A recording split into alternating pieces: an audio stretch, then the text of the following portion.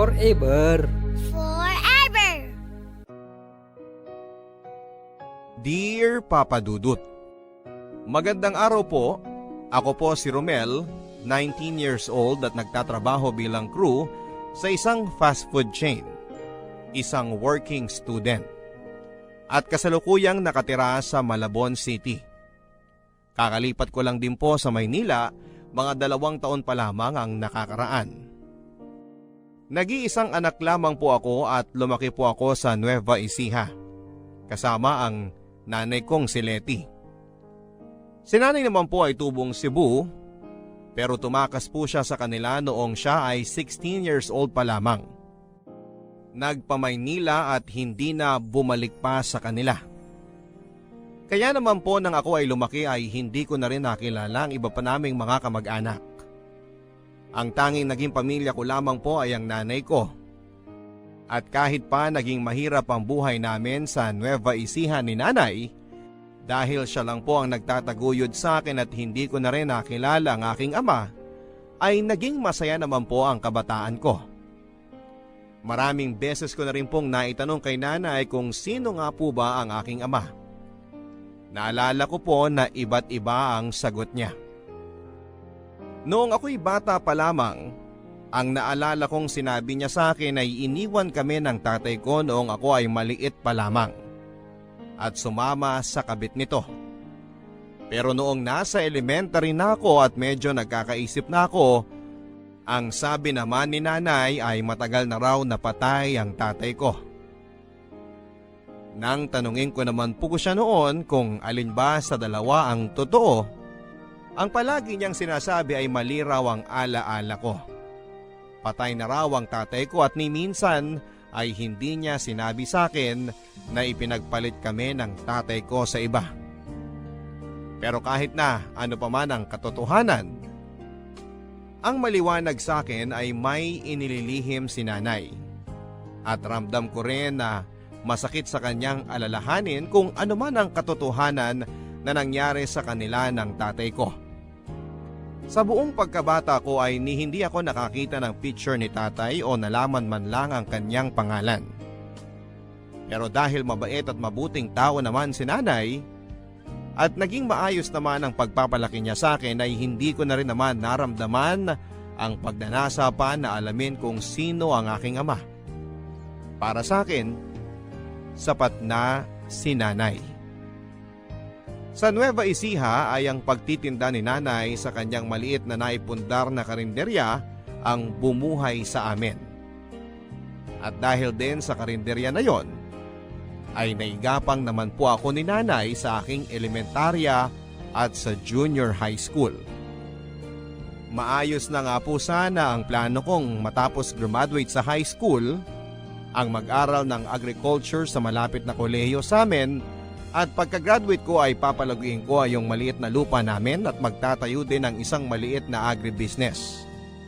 Pero ang lahat ng magagandang plano kong yon para sa akin at para kay nanay ay napunta lamang sa wala nang ma-diagnose si nanay ng kidney failure. Bukod kasi sa takot ni nanay sa doktor, ay takot din siya sa mga posibleng makitang sakit sa kanya. At kakailanganin niyang gumastos ng malaki para sa pagpapagamot.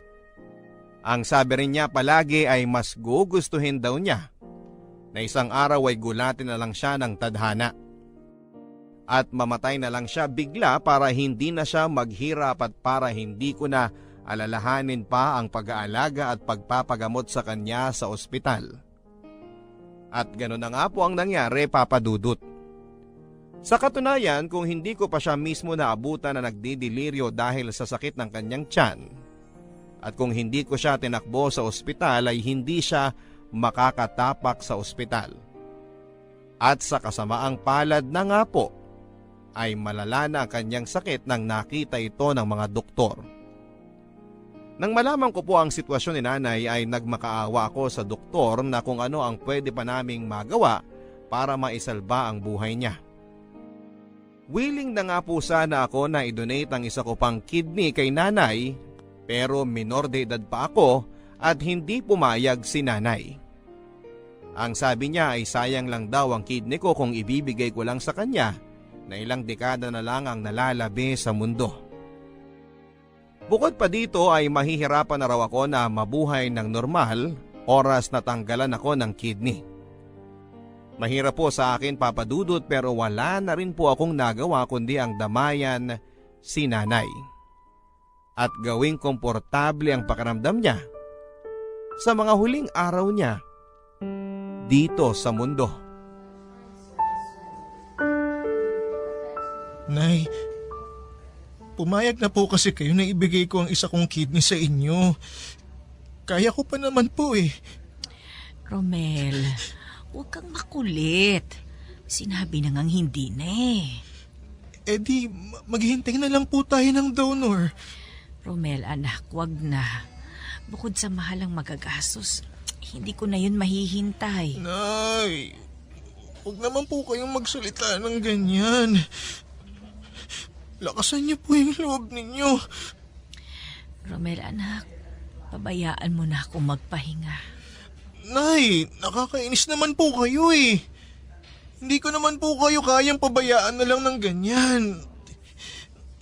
Hindi ko kayo kayang makitang nahihirapan kayo tapos ako walang magawa. Makinig ka, anak, ha? Maski ang mga doktor, wala nang kumpiyansa na kakayanin ko o may maitutulong pa sa akin ang kidney transplant. Nay, parang awa niyo. Parang awa niyo na. Lakasan niyo po yung loob ninyo. Hindi ko po kayang mawala kayo, Nay. Romel, 16 anyos ako nung tumakas ako sa Cebu para pumunta ng Maynila at mabigyan ng sarili ko ng mas magandang buhay. 17 anyos ka na ngayon. Mas matanda ka na sa akin nung nagsarili ako. Kung kinaya ko, mas kakayanin mo. Lalo pat dahil sa tingin ko, mas naihanda naman kita na lumaban sa buhay. Hindi kagaya ng mga magulang ko na walang pakialam sa akin. Nay, natatakot po ako. Huwag kang matakot, anak. Palagi lang naman ako naririto. Natatakot po akong mag-isa, Nay. Romel, anak, bago ako pumanaw, sa tingin ko dapat ko nang ipagtapat sa iyo ang katotohanan. Ang katotohanan po na ano, Nay? Ang tungkol sa ama mo. Romel, yung sinasabi ko sa iyo nung batang-bata ka pa tungkol sa tatay mo, iyon ang totoo. Ano ho? Buhay pa ang tatay mo. Ramon ang pangalan niya. At totoo na iniwan niya tayo at ipinagpalit sa iba. Kung gusto mo siyang puntahan, nasa Maynila siya. Matatagpuan mo yung address niya sa Maynila kasama ng ibang mga papeles na nakatago sa disusi kong cabinet. Naroon din ang birth certificate mo. Nay, ayoko siyang puntahan. Ikaw ang kailangan ko, Nay. Nay, lakasan mo ang loob mo, Nay. Romel, anak, hindi na ako magtatagal sa mundo. At sigurado akong mauubos ang lahat ng naipundar ko sa pagbabayad lang dito sa ospital. Siguro nga'y mas makakabuti kung puntahan mo ang tatay mo. Singilin mo siya sa utang niya sa'yo. Sa atin, hayaan mo na suportahan niya ang iyong pagtatapos at pag-aaral sa kolehiyo. Pero ito ang tandaan mo, ha? Huwag kang pupunta sa kanya ng mahina ang loob. Kilala ko ang ugali niya, pati na ang babae at pamilyang pinili niya. At sigurado ako na ano't ano pa man ang mangyari, sila't sila pa rin ang pipiliin niya. Nay, parang awa niyo na. Huwag kayo magsalita ng ganyan. Huwag niyo akong habilinan. Huwag niyo akong iwan. Anak, itinago ko sa iyong tungkol sa iyong ama sa loob ng napakahabang panahon dahil galit ako sa kanya. At isinumpa ko sa sarili ko na habang kaya ko, hindi ako lalapit at hihingi ng tulong sa kanya. itataguyod kita ng mag-isa. Pero dahil mawawala na ako, siya na lang ang natatanging paraan para makamit mo ang mga pangarap mo. Nay! Please, parang awa niyo na. Huwag kayo magsalita ng ganyan. Gagaling pa kayo, Nay. Lakasan niyo lang ang loob ninyo. Ayos na ako, Romel. Papagpahingahin mo na ako, ha? Anak, naging mahirap man at mapait ang tadhana sa akin. Sulit naman ang maikling panahon na nanalagi ako sa mundo dahil naging anak kita at nakasama kita sa huling mga taon ng buhay ko.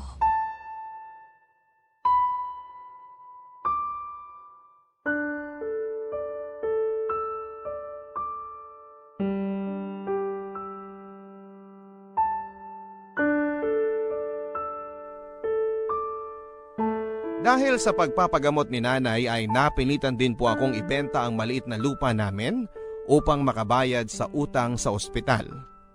At dahil si nanay lang naman po ang nagluluto at nagpapatakbo ng karinderya, ay nabaliwala din ito. Kaya minabuti ko rin po na ibenta ito sa kumare ni nanay. At dahil naibenta ko na rin po ang bahay at ang mga gamit namin at wala na akong materhan sa Nueva Ecija, ang pera na napagbentahan ko ng maliit na karinderya namin ay minabuti ko pong gamitin na lamang para sa aking paglipat sa Maynila. Nang tumulak po ako sa Maynila, Papa Dudut, ay wala akong kabalak-balak na puntahan ng ama ko. Nangupahan po ako sa isang dormitoryo at namasukan sa isang restaurant.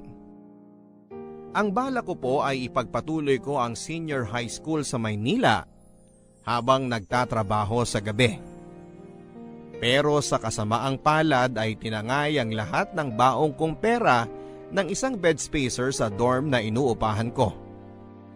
Halos mabaliw na ako noon, Papa Dudut. Pero nilaksan ko ang loob ko. Ang palagi ko lang iniisip ay kung kinaya ni nanay na magpamaynila siya ng mag-isa, na walang kakilala at 1,000 lamang ang dalang pera niya, ay kakayanin ko rin ang Maynila. Pero nang tumagal-tagal ay hindi ko na rin po kinaya ang hirap at gastusin. At dito na nga po ako nag-decide na puntahan at magpakilala na sa aking ama. Pero bago ko po yun ginawa ay pinuntahan ko muna ang address ni nanay at nagmasid-masid ako. At dito ko na nga po natuklasan na may kaya pala ang ama ko. Pero sa kasalukuyan ay meron na siyang asawa at 2 teenager na anak. Dito ko rin po nalaman na si nanay ang una niyang nabunti sapagkat parang ako ang mas nakakatanda doon sa 2 niyang anak na babae. Masakit man po sa akin na makita ang tatay ko na masaya at meron ng pamilya, ay hindi ko rin po maalis sa sarili ko ang magalit sa kanya. Dahil kami ang una pala niyang naging pamilya. At kami kung tutuusin ang mas unang may karapatan sa kanya. Habang ang pamilya niya ay nabubuhay ng marangya, kami ni nanay ay naghihirap sa Nueva Ecija.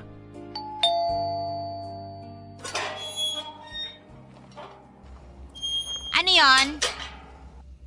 Magandang umaga po. Nandyan po ba si Sir Ramon? Sino ka? Rom po. Rom? Ano naman ang kailangan mo kay Sir? Gusto ko lang po sana siyang makausap. Tungkol saan? Tungkol po sa trabaho po. Anong trabaho? Mag-a-apply po sana ako sa kanya. Mag-apply na ano? Yaya, pakilinis nga. Nagpupuli si Hachiko. Hi, sino ka? Ako si Rom. Gusto ko lang makausap si Sir Ramon. Ganun ba? Daddy, may naghahanap sa'yo! Yes, Leslie. Sino yan? Sir Ramon?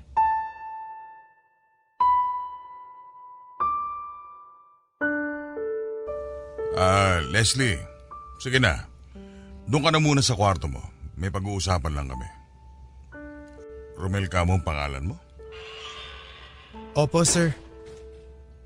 Patay na po si nanay. Sino ba ang nanay mo? Si Letty po. Leticia. Doon tayo sa labas.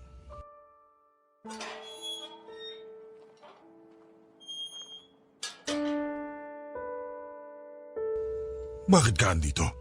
Anong kailangan mo? Anak niyo po ako.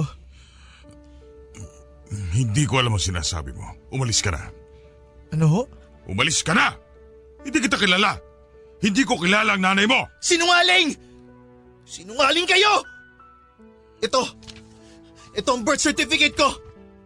Nakasulat ang pangalan ninyo! Ito naman ang marriage certificate ninyo ni nanay! Kasal kayo sa West! At hindi ko alam kung paano kayo nakabuo ng bagong pamilya, ganong kasal naman kayo sa iba! Shh! Hinaan mo ang boses mo. Sige. Mag-usap tayo. Pero wag dito.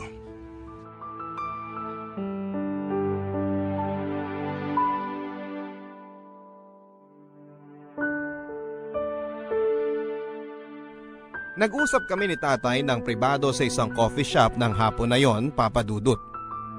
At sa pag-uusap na yon ay medyo nakuha ko na may kabulastugang ginawa si tatay. Sa aking pagtatanong sa kanya ay doon ko po napagtanto na mukhang pineke ni Itay ang papeles niya, kaya sila nakapagpakasal ng kasalukuyan niyang asawa na si Marjorie. At sigurado akong oras na makalabas ang katotohanan na kasal siya kay nanay ay mapapawalang bisa din ang kasal nila ng kasalukuyan niyang asawa. Sa halip na magkaroon ako ng lukso ng dugo at amor sa aking ama, ay kabaliktaran pa ang naramdaman ko sa una naming pagkikita, Papa Dudut. Napuno lamang po ako ng awa para sa akin at para sa aking ina. Doon ko po naunawaan ang sinabi ni nanay noong bago siya mamatay na alam niyang ano't ano pa man ang mangyari ay pipiliin ng tatay ko ang iba niyang pamilya. At ang masaklap noon ay hindi dahil sa mas mahal niya ang kasalukuyan niyang pamilya, kundi dahil makasarili siya at duwag siya. Duwag siya na harapin ang kanyang mga problema, kagaya ng pagkaduwag niya na panindigan kami ni nanay. At nalungkot din po ako para sa sarili ko, Papa Dudut. Kahit na alam kong marami akong nakuha at minana kay nanay sa itsura, sa ugali at mga prinsipyo sa buhay, ay alam kong anak pa rin ako ng aking ama. Nananalaytay pa rin sa akin ang dugo niya. At pakiramdam ko, ang naman ako sa kanya ay ang pagiging mahina ang loob at duwag. At kung hindi nga lang po siguro ako napalaki ng maayos, ng mabuti ni nanay, ay maaari sigurong mas naging matatakotin pa ako at mahina ang loob. Sa pag-uusap din po namin yon ni tatay, doon ko nalaman ang tunay na nangyari sa kanila ni nanay. Nang nagpamaynila pala si nanay ay namasukan po siya bilang isang kasambahay at isa na nga po sa mga napasukan niya at naging amo ay ang mga magulang ni tatay. 21 years old lamang si nanay nang namasukan siyang kasambahay sa bahay ni tatay. At 24 naman si tatay noong una silang nagkakilala. Nag-iisang anak lang din po si tatay, Papa Dudut, kaya naman ang taas ng expectation sa kanya ng mga magulang niya. Pero dahil hindi naman siya ganon katalino at kadalasang bagsak-bagsakan sa eskwela, at sa edad na 24 ay hindi pa rin siya nakagraduate sa college. At dahil lalaki po siya at walang masabihan ng mga problema sa mga kaibigan niya, ang naging di sinasadyang tagapakinig niya ay si nanay.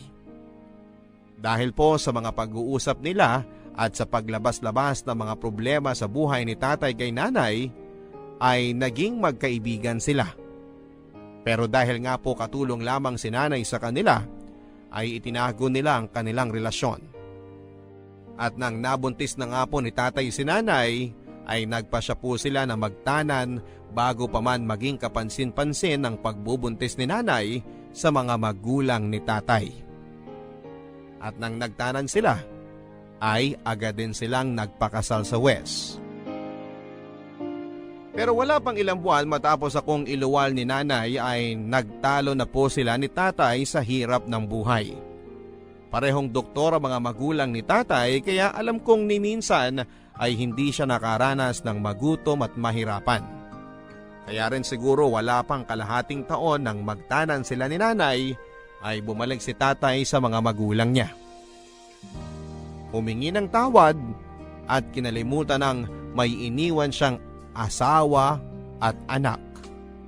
At dahil ma-pride at hustong nasaktan po si nanay dahil sa ginawa ni tatay, ay pinilit na rin po niyang burahin ang alaala nito sa kanya at sa aking isipan. At tama lang naman po siguro yung ginawa ni nanay. Dahil pagkabalik ni tatay sa Maynila, ay nagkaroon na kaagad ito ng girlfriend, si Marjorie. Nabuntis pa niya kaagad at eto na nga si Leslie, ang aking half-sister.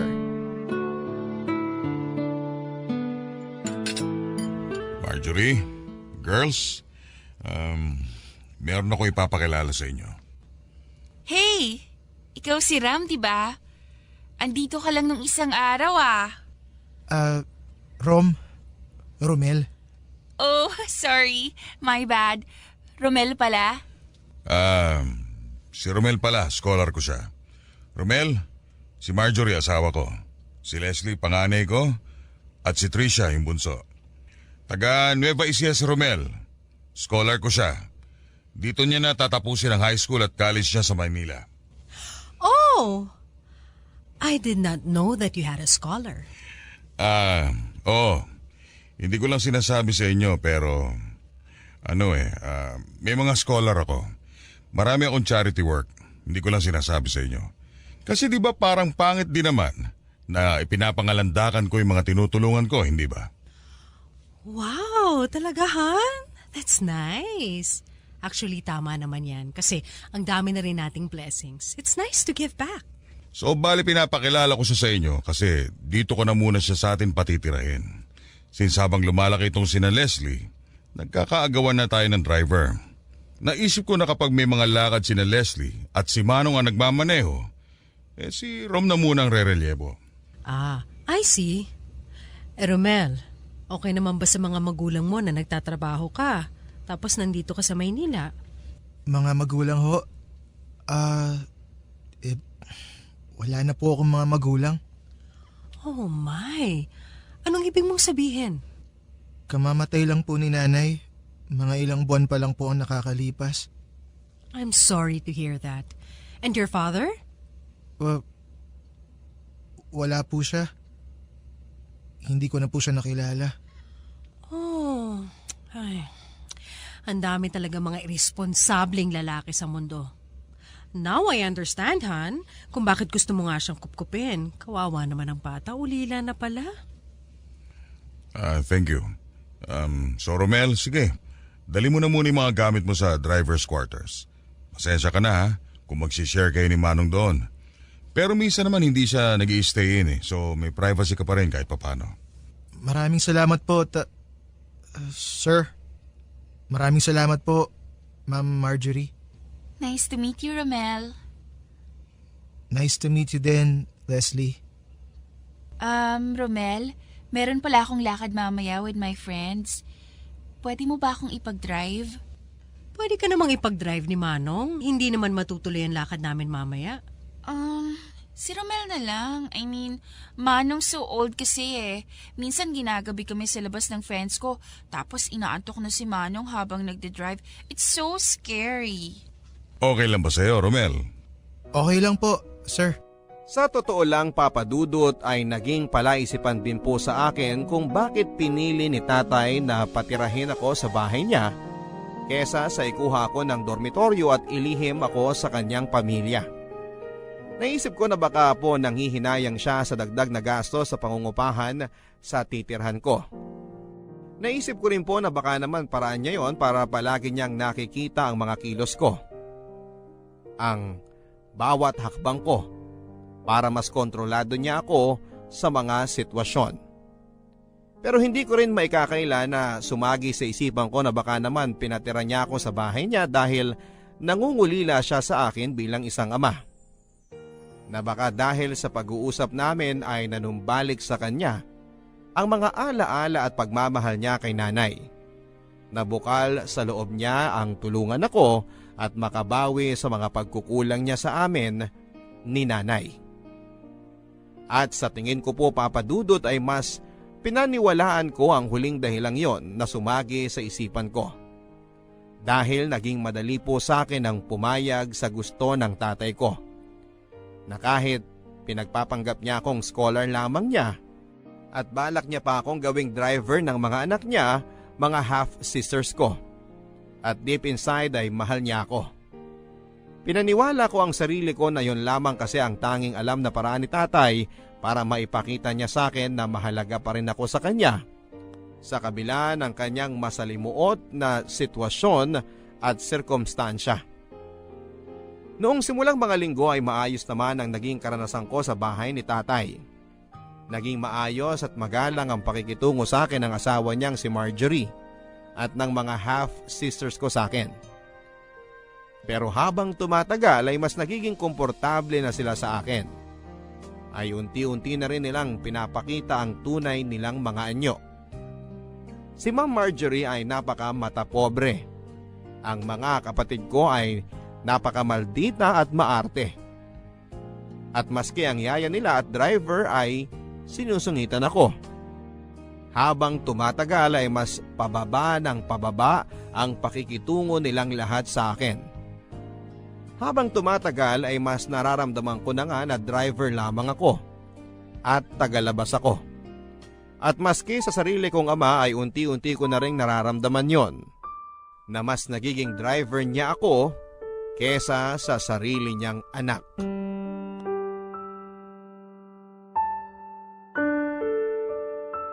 Oy, Ramel! Ikaw na nga maglabas niyang basura. May ginagawa ako dito. Sige po. Romel! Shh! Birthday na kumpare ko mamayang gabi. Ikaw na muna maghatid kay Ma'am Marjorie. Naku, kuya, paano po kaya yan? May exam po ako bukas eh. Pabayaan mo na yung exam na yan. Tandaan mo, ang prioridad mo ay yung kapakanan ng mga anak ni na Ma'am at Sir. Dahil kung di naman sa mga magulang nila, hindi ka rin naman makakapag-aral. Sige po, ako na po ang bahala. Yan. Ganyan dapat. Oy, Ramel! Ano ba naman yan? Nakaalis na yung truck ng basura. Hindi mo pa nailalabas yung mga basura dito. Romel, sumama ka pala sa akin mamaya dahil may event kami sa sports club. Ipagdadrive ko po kayo, ma'am?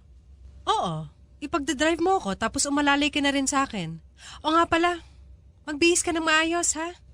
Paano pong maayos na bihis? Basta ayoko nang naka-shorts o tsinelas lang. Nakita mo yung mga alalay ng mga amiga ko doon sa sports club, hindi ba? Mga mababango lahat at nasusweldohan ng tama. Dapat ganun ka rin. Napahiya na ako sa iyo nung nakaraan eh. Sige po, Ma'am Marjorie.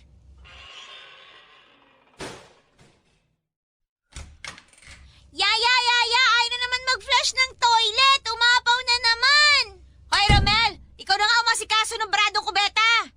Sinubukan ko na po yung ayusin. Tubero na po ang dapat na tumingin doon. Wala nga tubero, So anong gagawin natin? Sino maglilinis doon? Ako pa rin ba ang sasalok ng mga dumi doon? Kita mo nga naghahanda ako ng pagkain at tanghalian natin. Ikaw na maghanap ng paraan para malinis yon dahil ikaw naman ang walang ginagawa.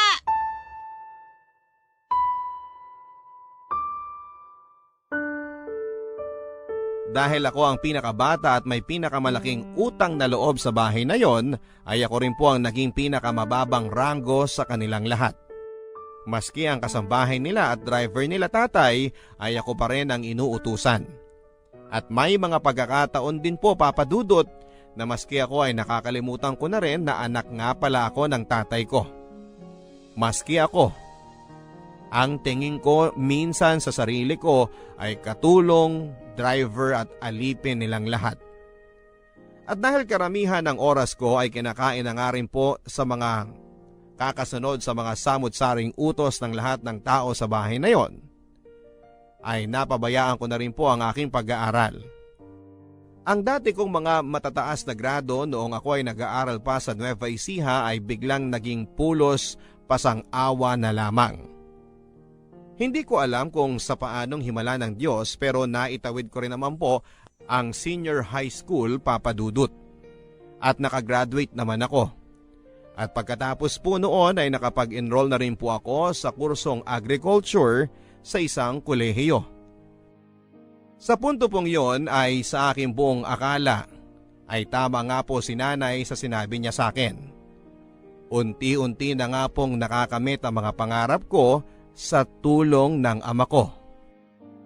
Pero ilang buwan pa lamang matapos kong pumasok sa first year college ay dumating na ang panibagong dagok sa aking buhay. Simula pa lang noong una naming pagkikita ay naging kakaiba na ang pakikitungo sa akin ni Leslie. At sa 2 taong pamamalagi namin sa iisang bahay ay lumakas nga ang pakiramdam ko na crush niya ako. Ilang na ilang po ako, Papa Dudut, dahil alam ko na magkapatid kami sa ama. At alam ko rin naman na kung ano man yung nararamdaman niya sa akin ay bunga lamang ng lukso ng dugo. Sa katunayan po niyan ay kung may bagay man siguro na pinakasumubok sa akin ay ang pagbubunyag sa kasalukuyang pamilya ng tatay ko nang tungkol sa amin ni nanay. At yung pagka-crush sa akin ni Leslie na habang tumatagal ay parang palala po ng palala.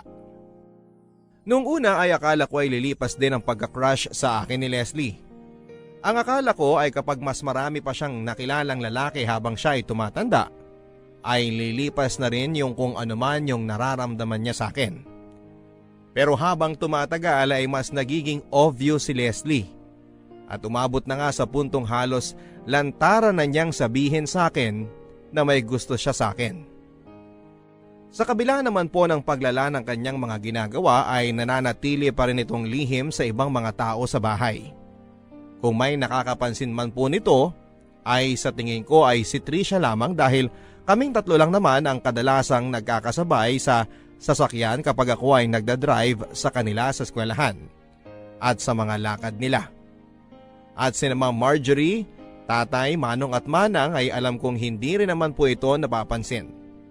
Dahil kung wala naman silang ipag-uutos o kailangan sa akin ay halos invisible lang naman ako sa kanilang mga paningin. Gayon pa man ay naging kampante pa ako na kahit na anong mangyari ay hindi rin naman po lalampas sa linya si Leslie. Driver at katulong lang ang tingin nilang lahat sa akin. At sigurado po akong hindi naman gagawa pa ng kahit na anong bagay si Leslie bukod sa pagpapakyut sa akin. Dahil hindi rin naman niya gugustuhin na makipagrelasyon sa isang driver na mas mababang uri sa kanya. At ikakapahiya niya sa kanyang mga kaibigan at mga kakilala. Rom, dito na ako sa harap uupo ha. Nahihilo kasi talaga ako kapag sa likod ako umuupo eh. Okay lang? Sige. Sasakyan niyo naman to eh. Nakakatawa ka talaga. Nagpagupit ka pala, no? Mas bagay sa'yo yan. Mas lumalabas yung pagkakahawig mo kay Ken-chan. Ganon? Salamat. Oo, crush ko nga yun eh.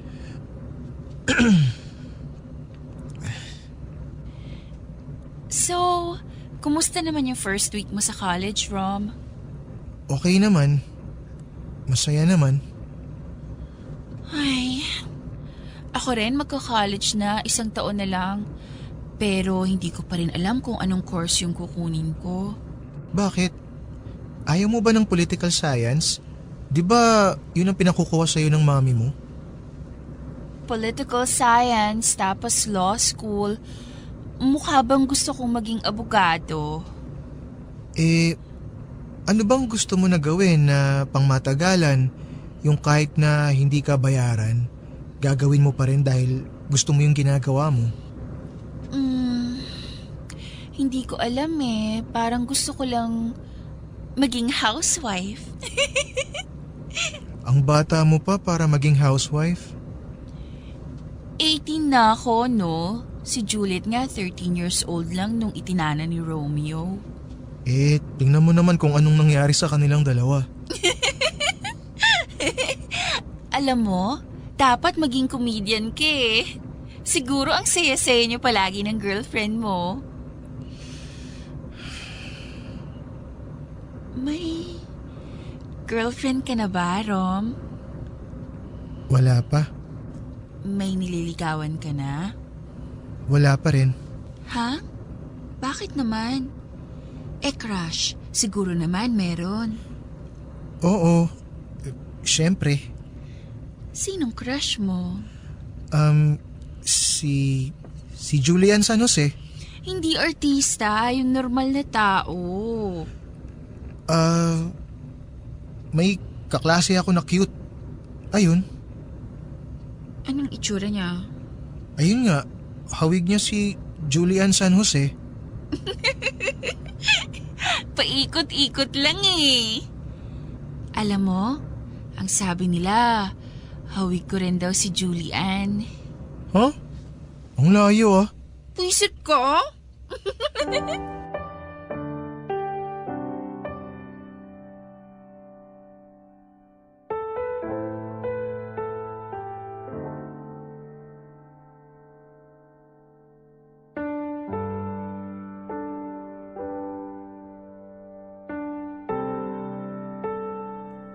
Noong pong mga panahong unang pasok ko sa kolehiyo ay naging mas lantaran si Leslie sa akin, Papa Dudut. Madalas na kapag wala si Trisha ay doon na po siya umuupo sa harapan ng kotse. Katabi ko sa driver's seat. At noong tumatagal pa ay maski kay Trisha ay hindi na rin siya nag-iingat. Sa harapan pa rin po siya umuupo, katabi ko. At kapag pinagdadrive ko siya o kapag magkasama kami ay madalas na napupunta po ang usapan namin tungkol sa love life. Nakadalasan nga po ay nauuwi na po sa pagtatanong niya tungkol sa personal kong buhay. Kung ano po yung mga gusto ko sa babae at kung sino-sino na nga po ang mga naging girlfriend ko.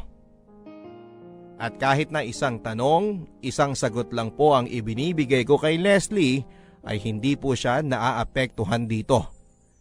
Patuloy lang siya sa pag-iimbestiga at pagtatanong sa mga personal na detalye sa buhay ko, Papa Dudut.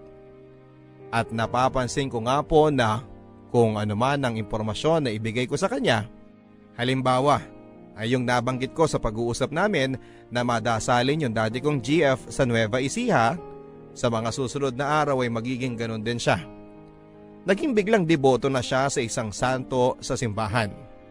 At nang banggitin ko pa na gusto ko sa mga babae ay yung hindi masyadong nagmi-makeup ay pansin ko nang sa mga sumunod na araw ay binawasan na rin niya yung kadalasan niyang inilalagay na makeup. Pero simula po noon ay mas lalo akong kinabahan nang napapansin kong mas nagiging agresibo na si Leslie sa akin.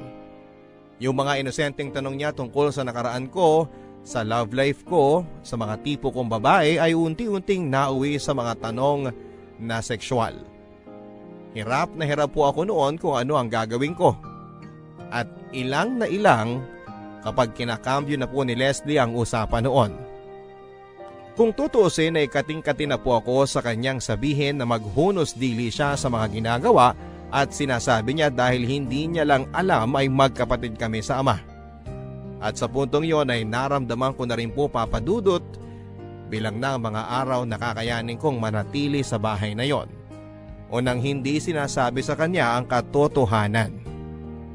Isang araw ay hindi na po ko nakatiis at binala ko na sanang kausapin si tatay tungkol dito kahit na alam kong hindi magiging madali o komportable ang aming magiging pag-uusap. Pero sa kamalas-malasa naman ay naunahan ako ni Leslie. Oh, Leslie. Anong kailangan mo? Bakit may dala kang alak at baso? Nothing. Gusto ko lang makipag-inuman sana. Bakit hindi na lang tayo dun sa labas? Sige, tara.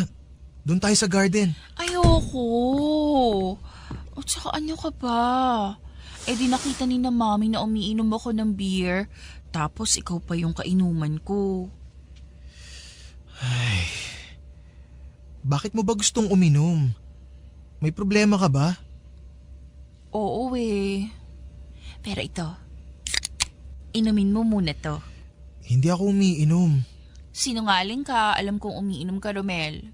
Sige na. Gabi na, Leslie. Maaga pa ako bukas. Sige na, please. Isang beer lang, promise. Ay, sige na nga. Umupo ka naman. Mukha kang tanga dyan nakatayo sa sulok habang nakikipag-inuman sa akin. Ano ba kasing problema mo? Ganito kasi yun. May lalaki kasi. Gustong gusto ko. Pero ang problema, parang di naman niya ako gusto.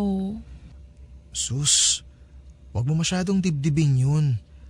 Marami ka pang makikilala na lalaki sa buhay mo. Pero ayoko ng ibang lalaki. Ang gusto ko siya. Siya lang. Paano yun? Sinabi mo nga, hindi ka naman gusto. Hindi mo naman pwedeng puwersahin yung tao na magustuhan ka. Ano bang problema sa akin, Romel? Pangit ba ako? Sexy naman ako, diba? Ang dami naman nagkaka-crush sa akin. Pero ewan ko pa sa lalaking to. May mga sandali pa na pakiramdam ko, pinandidirihan niya ako. Baka hindi ka lang talaga niya gusto, Leslie.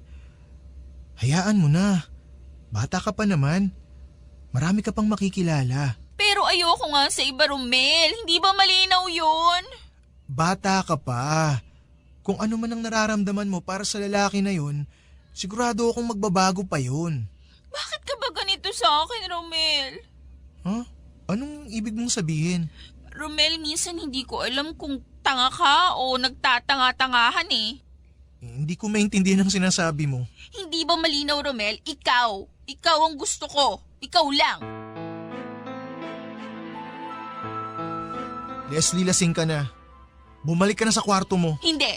Hindi ako aalis dito hanggat hindi mo sa akin sinasabi kung bakit hindi mo ako gusto. Ano ka ba, Leslie? Anong gusto mong marinig sa akin? Pasensya ka na pero wala akong gusto sa'yo. Sige na, umalis ka na. Bumalik ka na sa kwarto mo. Hindi ako aalis dito hanggat hindi mo ako nagugustuhan. Ano ka ba naman, Leslie? Nasisiraan ka na ba ng bait? Leslie, wag! Umalis ka na! Umalis ka na, Leslie! Huwag mo akong ipagtulakan. Tandaan mo, Romel. Pagsisisihan mo tong ginawa mo.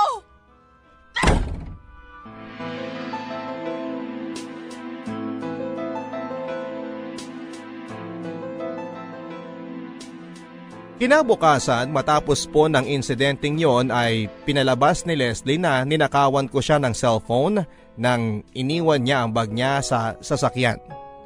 Kinumpronta po ako ni Ma'am Marjorie at syempre tinanggi ko ang ibinibintang sa akin ni Leslie. Pero dahil na rin po sa pagtanggi kong yon ay mas nagalit sa akin si Ma'am Marjorie dahil pinapalabas ko raw na sinungaling ang anak niya. Bakit naman daw sasabihin ng anak niya yon? Ano raw ang mapapala ni Leslie sa pag-frame up sa akin na nagnakaw ako?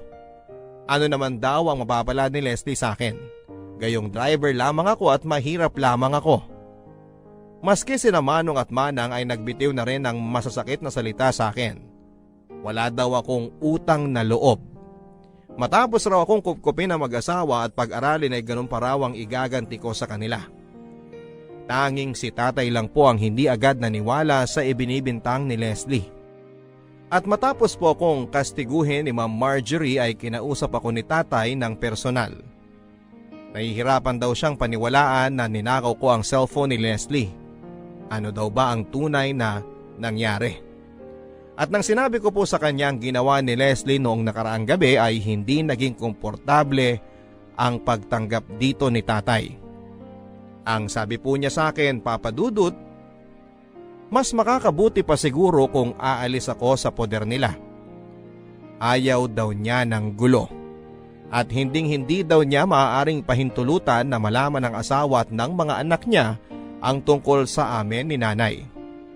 Pero huwag daw ako mag-alala dahil kahit naman daw hindi ako titira sa kanila ay ipagpapatuloy pa rin niya ang pagsuporta sa akin hanggang sa makagraduate ako sa college. Naging masakit po sa akin ang desisyon ng tatay ko. Doon ko napagtanto na hindi ko lang pala inaamin sa sarili ko, pero sa 2 taon na ipinamalagi ko sa bahay ni tatay at sa kabila po ng pagtrato sa akin ng pamilya niya bilang isang katukatulong, driver at all-around alalay nila, ay umaasa po ako na mababago pa ang ihip ng hangin. Umaasa ako na magkakaroon ng lakas ng loob si tatay na aminin sa kanyang pamilya na anak niya ako. At dahil doon ay magiging bukas na rin sila sa akin. At tatanggapin din nila ako. At ang lahat ay mauuwi sa isang maligayang pagtatapos. At magiging isa kaming isang malaki at masayang pamilya. Pero dahil sa nangyari ay doon ko rin napatunayan na ang tagal ko na rin po palang umaasa at niloloko ko ang sarili ko. Dahil husto ang galit sa akin ni Ma'am Marjorie dahil sa ibinintang na pagnanakaw sa akin ni Leslie, ay ibinalak po nito na ipadampot ako sa pulis. At nang marinig naman po ito ni Leslie ay naramdaman ko ang takot sa kanyang mga mata. Malinaw na hindi rin po niya inaasahan na hahantong sa ganoon ang pag-frame up niya sa akin. Pero kahit na ganoon na nga ang nangyari ay nanahimik lamang siya. Pinabayaan niya lamang ang mga nangyayari. Kinausap ni tatay si Ma'am Marjorie at kinumbinsin niya na hindi ito magsampa ng kaso laban sa akin. Minura-mura pa niya ako kunwari sa harapan nilang lahat. At sinabi sa kanila na palalayasin na lamang daw niya ako. At mukha namang kinagat ni Ma'am Marjorie ang mga sinabi niyang yon. Dahil matapos ang palabas na ito ni tatay, ay kumalma na ang asawa niya at sinabihan ako na magpasalamat daw ako at mga mabubuti silang tao. Kaya bibigyan nila ako ng pagkakataon na baguhin ang buhay ko. Pero sa totoo lang papadudot ay kahit na masakit po ang mga binitawang salita sa akin ni Ma'am Marjorie ay walang katumbas ito sa sakit na naramdaman ko nang marinig ko ang mga mura na lumabas sa bibig ng tatay ko. Lalo na't alam ko na gawa-gawa lamang niya yon para itago sa kasalukuyan niyang pamilya ang katotohanan. Doon ko po napagtanto kung gaano kaduwag ang ama ko at kung gaano kami kawalang halaga ni nanay sa kanya. At kahit na matagal ko na rin naman pong alam na mas matimbang sa tatay ko ang kasalukuyan niyang pamilya kaysa sa amin ni nanay, ang marinig po ang mga salitang yon na lumabas galing mismo sa kanyang bibig at ang sabihin ng harap-harapan ang mga iyon ng walang pakundangan sa mararamdaman ko. Pakiramdam ko ay sinaksak na rin po ako ng sarili kong ama. Habang ako'y nag-aal sa balutan ay bigla pong may kumatok sa pintuan ng aking kwarto. Ipinatawag ako ni Ma'am Marjorie. At nang pumunta po ako sa sala ng bahay ay andon silang lahat at parang nagbago ang ihip ng hangin. Ang unang nagsalita ay si tatay at humingi po siya ng tawad sa akin dahil na misplace lang daw pala ni Leslie ang kanyang cellphone. At matapos po niyang magsalita ay nagsunura na ang iba pang miyembro ng pamilya. Maski sina Manong at Manang ay humingi din po ng tawad. Nagmakaawa si Leslie na patawarin ko raw siya. Hindi naman daw niya sinasadyang nangyari at napakasama daw sa pakiramdam niya ang mapagbintangan ako.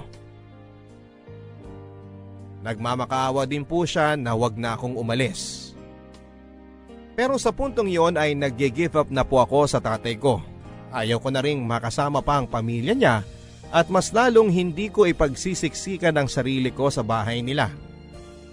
Nagpasalamat na lamang po ako sa kanilang lahat at sinabi na hindi ko na kailangan ng tulong nila.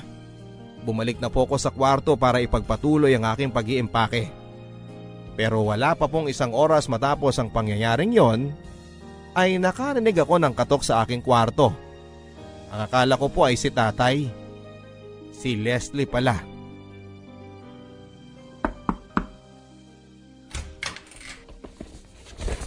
Leslie, anong ginagawa mo rito? Romel, please. Parang awa mo na. Patawarin mo na ako sa nagawa ko. Sinabi ko naman na sa inyong lahat kanina. Napatawad ko na kayo. Kasama ka na dun. Bakit kailangan mo pang umalis? Leslie, matapos yung nangyari, hindi na ako pwedeng manatili dito. Bakit? Ganon na lang ba yung pandidiri mo sa akin? Ganon mo ba ako kaayaw na kailangan mong umalis pa? Leslie, basta. May dahilan ako. Romel, makinig ka. Alam ko naman eh. Gusto mo rin ako. Ano? At paano mo naman naisip yan? Kasi mabait ka sa akin. At saka minsan nahuhuli kita, nakatingin ka sa akin. At alam ko na ang tingin na yon, hindi lang pang kaibigan o amo. Tingin yun ng taong may pakialam. Ng taong may nararamdaman. Leslie, minsan sa buhay ng tao, nakakakita tayo ng mga bagay na kahit wala naman, akala natin meron. At pinagpipilitan pa natin na meron talaga. Dahil ang mismong pagkatao natin ay ang may pagkukulang. Hindi ko maintindihan ang sinasabi mo. Ang alam ko lang, sigurado ako sa nararamdaman ko. Leslie, parang awa mo na. Pabayaan mo na ako. Kakalimutan ko na lang yung ginawa mo. At lahat ng nangyari. Okay? Hindi ko kaya, Romel. Please, parang awa mo na. Huwag kang umalis.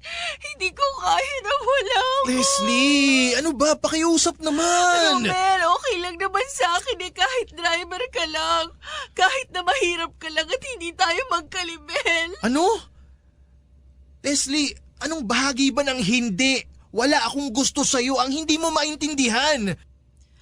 Alam mo, kung tutuusin dapat nga magpasalamat ka eh. Dahil kahit na driver ka lang at ganyan ka, nagustuhan kita. Na ikaw ang pinipili ko. Ang daming iba dyan, nagkakandara pa sa akin, pero ikaw na dugyot at probinsyanong nagustuhan ko. Ang kapal ng mukha mong basti din ako. Leslie, pakiusap naman oh. Kinikilabutan ako sa mga lumalabas sa bibig mo. Padaanin mo na nga ako. Hindi! Hindi ako aalis dito hanggat hindi mo ako hinahalikan. Ha? Doon natin malalaman kung wala ka talagang gusto sa akin. Sira na ba yung ulo mo?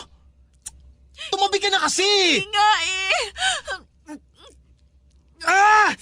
Layon mo nga ako! Nakakadiri ka! Leslie, magkapatid tayo! Ano? Leslie, magkapatid tayo sa ama. Kuya mo ko. Anak ako ni Leticia. Ang dating katulong ng lolo at lola mo. Ano?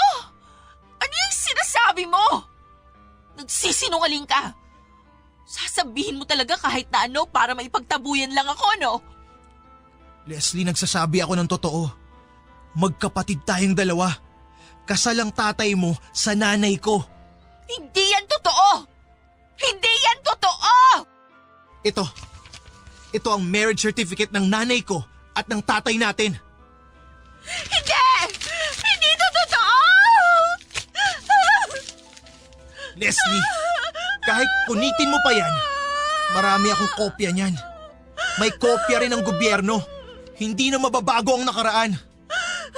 Leslie, yung nararamdaman mo sa akin, hindi yan romantic love. Lukso ng dugo yan.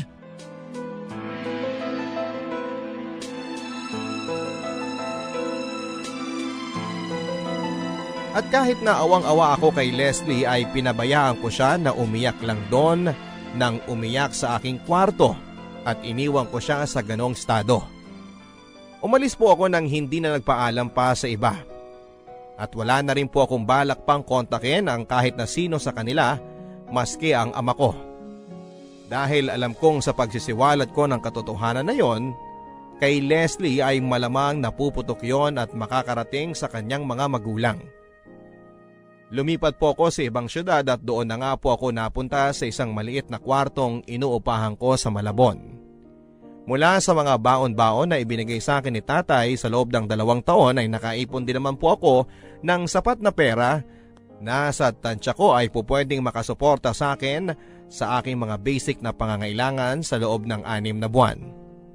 At dahil alam kong sa susunod na semester ay malamang ay hindi ako susuportahan ng tatay ko, ay nag-apply na rin po kaagad ako ng trabaho sa isang fast food chain para makapagsimula ng mag-ipon. At doon ko na nga lang po napansin na ilang linggo na pala ang lumipas pero wala pa ako nababalitaan na konsekwensya ng ginawa kong pagbubunyag ng pagkatao ko kay Leslie. At nang ang mga linggo ay lumipas sa mga buwan ay naisip ko na maaaring dalawa ang kinahinatnan ng pangyayaring yon. Na maaaring inilihim ni Leslie ang sinabi ko sa kanya o kung hindi man ay maaari din naman na kinumpronta niya ang aming ama at nagkagulo na ang buong pamilya. At minabuti na lamang ng tatay ko na hindi ako balikan sa pangyayari. Pero isang araw ay nagulat na lamang ako nang may biglang kumatok sa pintuan ng inuupahan kong kwarto. At doon ko po nalaman kung ano ang nangyari matapos akong umalis ng bahay ni na tatay. Hayop ka! Natuntunding kitang animal ka! Iwan niyo ako! Sinira mo buhay namin! Sinira mo buhay ko, hayop ka! Sir! Anong kaguluhan to? Tulungan niyo ako! Halika kayo rito! Iwan niyo ako! Tama na! Tama na! Alam mo ba kung nasa si Leslie ngayon? Nasa psychiatric ward siya! Sinubukan niya magpakamatay! At hindi pa namin malalaman ang tunay na dahilan kung bakit siya nagtaka magpakamatay kung hindi kami kinausap ng psychiatrist niya! Bakit ba kasi hindi ka na lang nanahimik, Romel? Ano pumasok sa kapiranggot mong utak at sinabi mo sa kanya yun? Dahil gusto kong halain ang anak mo! Ng mismong kapatid ko! Pero may maayos na paraan ng pagsasabi ah! Bakit kailangan ganon? Ewan ko! Siguro dahil sa mga oras na yun, inuna ko naman yung sarili ko!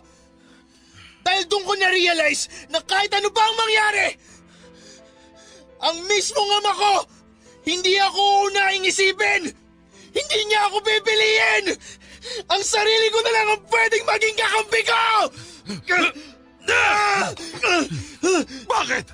Ano pa ba gusto mo? Pinatuloy kita sa sarili kong bahay! Pinag-aral, binihisan! Kahit na maayos sa tahimik na ang buhay ko, pinapasok pa rin kita doon! At tinanggap pa rin kita kahit na pwede na makitang talikuran! Ang kapal din talaga ng pagmumukha mo, no? Sir Ramon, ipapaalala ko lang sa inyo na kami ng nanay ko ang una mong pamilya!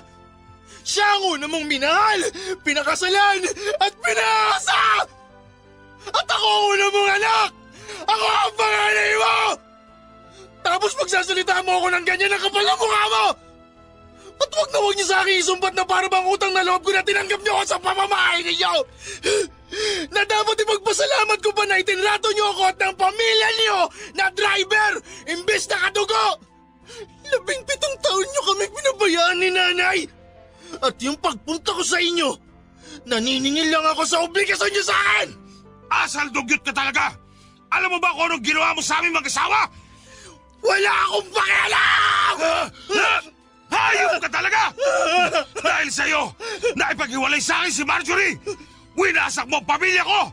Wala akong mayaharap sa mga tao! Silang lahat, mga kamag-anak ko, mga kaibigan ko, mga kasama ko sa negosyo, alam nilang nagkaanak ako sa isang katulong! Hayop ka, Romel! Winasak mo ako! Sinira mo ang buhay ko! Tama lang yan sa'yo! Karma ang tawag dyan, tay!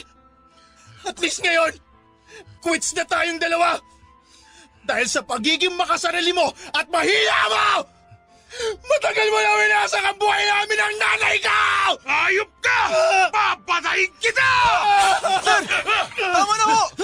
Kinarting! Tumawag ka ng barangay!